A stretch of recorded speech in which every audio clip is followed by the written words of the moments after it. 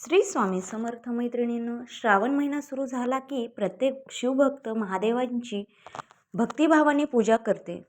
बेलपत्र, धुतुरा, पांढरी फुले, भस्म, गंगाजल, दूध अशा अनेक वस्तू महादेवाला वाहत असतो, अर्पण करतो. पण तुम्ही कधी असा विचार केला आहे का, भगवान विष्णूंना अतिशय प्रिय असलेली पवित्र तुळस महादेवाला का वाहिली जात नाही? तुळस इतकी पवित्र असूनही शिवपूजेत तिचा निषेध का आहे? आजच्या व्हिडिओमध्ये आपण जाणून घेणार आहोत, तर तुम्ही हा व्हिडिओ शेवटपर्यंत नक्की पहा, स्किप न करता. चला तर मग आपण आपल्या @swami-3131 या चॅनलला सबस्क्राईब केले नसेल तर लगेच सबस्क्राईब करा, लाईक करा, शेअर करा व बेल आयकॉन बटन लगेच प्रेस करा. वेळ न घालवता चला तर मग आज आपण तुळशीचे धार्मिक महत्त्व, महादेवाला तुळस का वाहत नाही, जलाधर आणि वृंदाची कथा, कोणत्या प्रसंगी शिवाला तुळस अर्पण करतात आणि वृंदाची कथा, कोणत्या हिंदू धर्मात तुळशीला माता मानले जाते. तुळस ही केवळ वनस्पती नाही तर देवी वृंदाचे स्वरूप मानले जाते. ज्या घरात तुळस असते त्या घरात सुख, शांती आणि सकारात्मक ऊर्जा वास करत असते असे मानले जाते. भगवान विष्णू आणि श्रीकृष्ण यांच्या पूजेमध्ये तुळशीचे पान अत्यंत आवश्यक मानले जाते.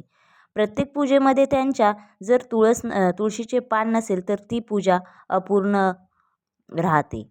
तुळशीशिवाय विष्णूपूजा अपूर्णच मानली जाते. मग शिवाला तुळस का नाही, तर याचे उत्तर आपल्याला पुराणातील एक प्रसिद्ध कथेत मिळते.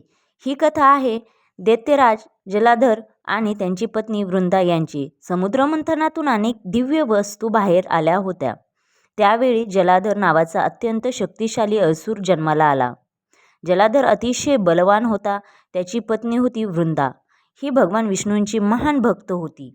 तिच्या पतिव्रता धनाच्या सामर्थ्यामुळे जलाधराला कोणीही पराभूत करू शकत नव्हते. देव, दानव, अगदी महादेवांनाही त्याचा पराभव करणे कठीण झाले. शेवटी सर्व देव भगवान विष्णूंकडे गेले. भगवान विष्णूंनी जलाधराचे रूप धारण केले. वृंदाला वाटले की तिचा पती परत आला आहे, परंतु वृंदाला जेव्हा सत्य समजले ती अत्यंत दुःखी झाली. तिने भगवान विष्णूंना शाप दिला. त्या शापामुळे भगवान विष्णूंना शाळीग्राम स्वरूप प्राप्त करावे लागले. वृंदाने अग्नीत प्रवेश केला. तिच्या तपश्चर्याने आणि भक्तीने ती तुळशीच्या रूपात पृथ्वीवर प्रकट झाली. भगवान विष्णूंनी तिला वर दिला, तू मला सदैव प्रिय राहशील. म्हणून विष्णुपूजेत तुळस अत्यावश्यक मानली जाते. शिवपूजेत तुळस टाळली जाते कारण महादेवांनी जलाधराचा वध केला होता आणि वृंदाच्या जीवनातील त्या दुःखद प्रसंगाशी ही कथा जोडली आहे. त्यामुळेच परंपरेनुसार शिवपूजेत तुळस अर्पण केली जात नाही. याऐवजी बेलपत्र, धुतुरा, आघाड्याची फुले, गंगाजल, दूध, भस्म अर्पण केले जाते. जलाधराचा वध, तुळशीचा पती जलाधर हा अत्यंत त्रासदायक असुर होता.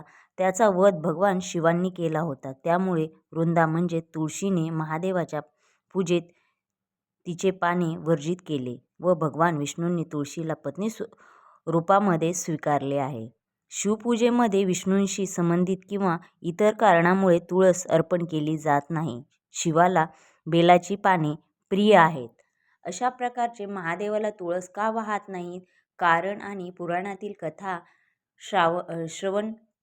श्रावण विशेष माहिती ही संपूर्ण मी आज तुम्हाला आपल्या या व्हिडिओमध्ये सांगितलेली आहे. हा व्हिडिओ कसा वाटला? हा व्हिडिओ मी तुमच्यासाठी स्पेशल खूप काही माहिती आणि कमी वेळेत तुमच्यापर्यंत माहिती पोहोचावी या उद्देशानेच हा व्हिडिओ मी तयार केलेला आहे आणि हा माझ्या स्वतःच्या आवाजातला हा व्हिडिओ आहे.